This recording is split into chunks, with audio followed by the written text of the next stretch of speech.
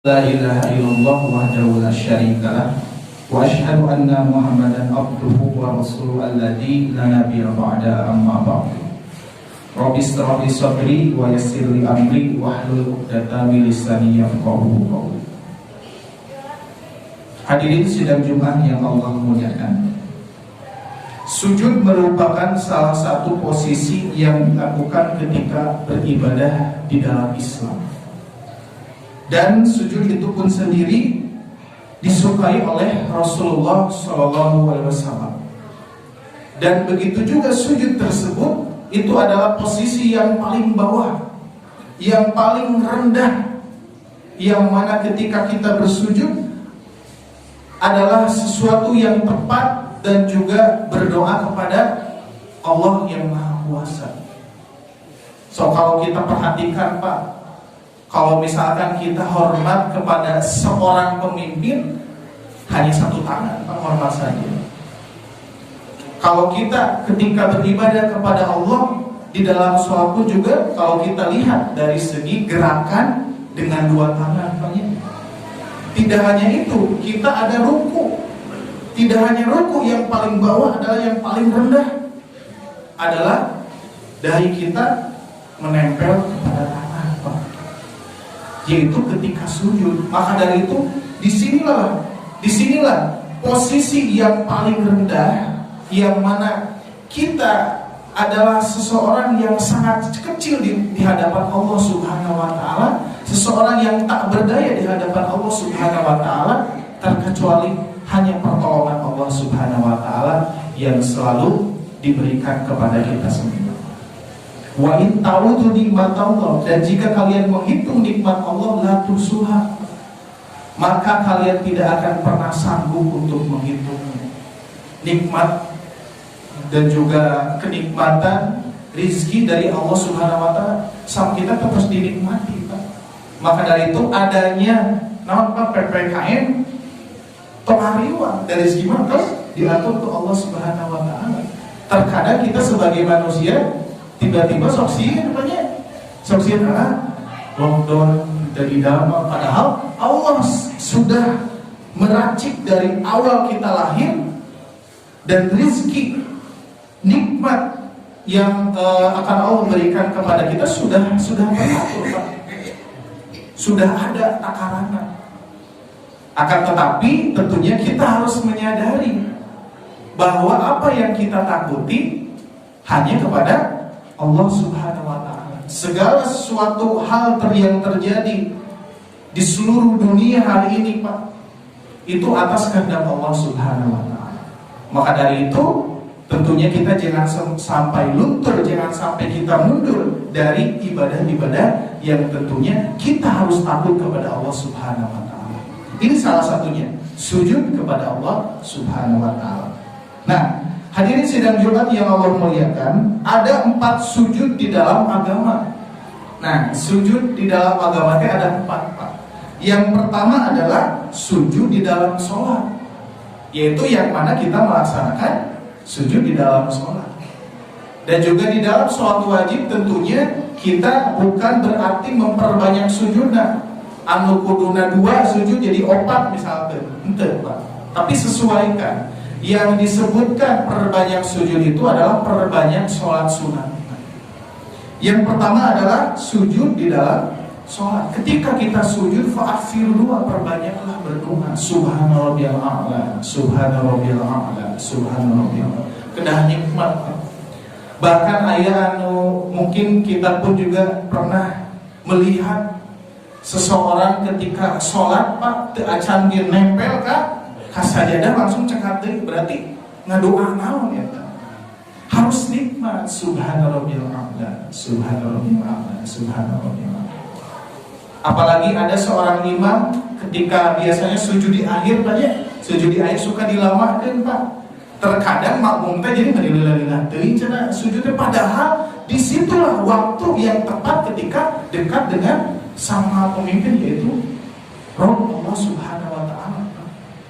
Makanya jangan ketika sujud lami kesempatan kita pasir doa, memperbanyak doa kepada Allah Subhanahu wa Ta'ala. Itu sujud yang pertama adalah sujud di dalam sholat.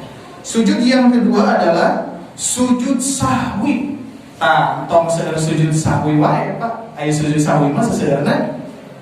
Apabila kita lupa gerakan atau napi lupa rakaat, bisa kita melaksanakan sujud sahwi di dalam ketika sholat, ya, atau ketika sholat. Yang itu yang kedua sujud sahwi. Terus yang ketiga adalah sujud syukur.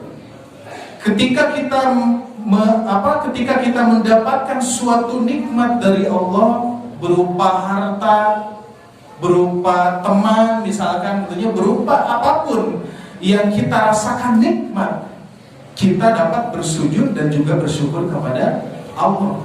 Tidak hanya mengucapkan ucapan sanjungan saja kepada Allah, tapi kita dapat melaksanakan sujud, ya, dengan mengamalkan sujud, yaitu sujud syukur Pak, ketiga.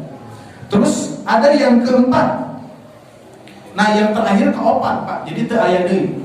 Jadi di dalam sujud di dalam agama cuma 4. Yang pertama sujud di dalam sholat, terus yang kedua sujud syahwi, ketiga sujud syukur, yang keempat sujud sajdah. Nah, di sini Pak, ini yang sudah mulai hilang.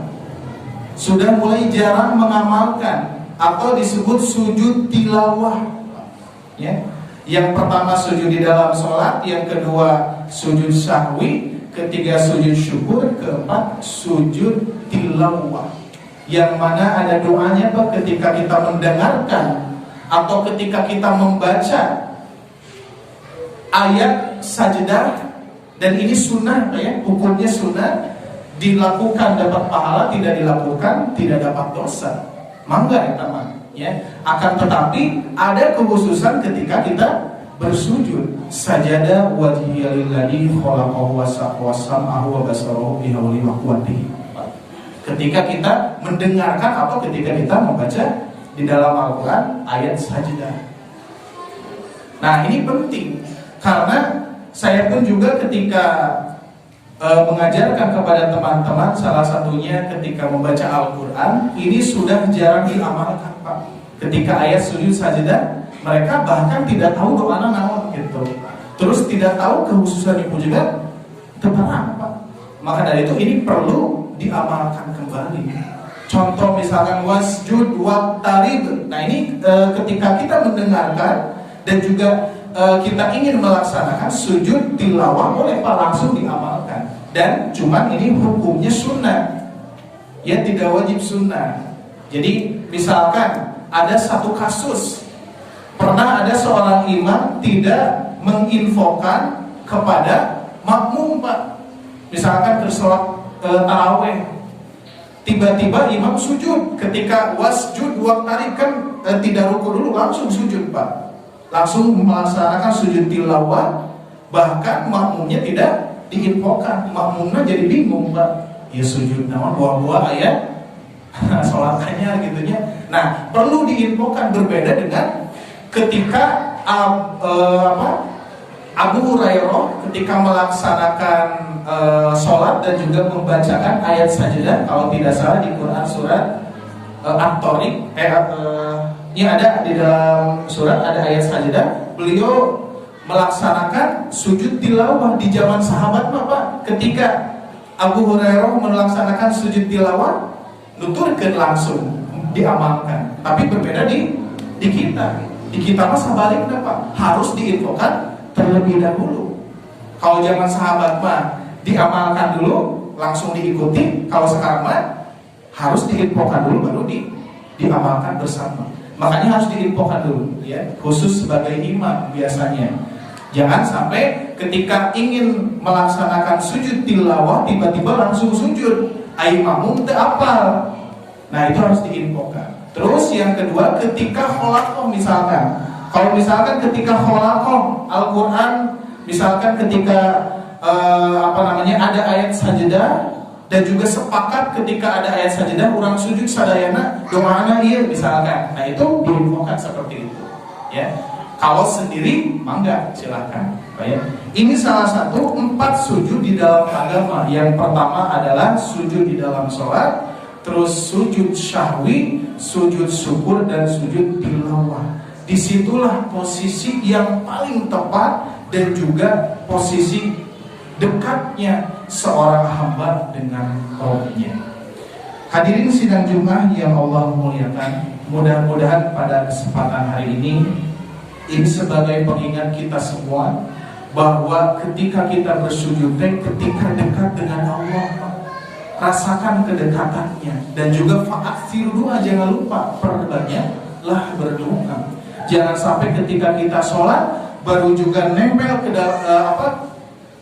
sajadah langsung cengkati lebar, Pak.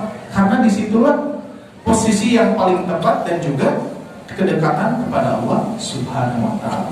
Mudah-mudahan kita senantiasa selalu mengamalkan apa yang Allah inginkan dan juga apa yang harus kita laksanakan, dan juga mudah-mudahan kita dapat meningkatkan keimanan kita dan juga ketakwaan kita. Tidak hanya itu, kita pun juga meningkatkan imun kita banyak, tapi tong hilang iman oge.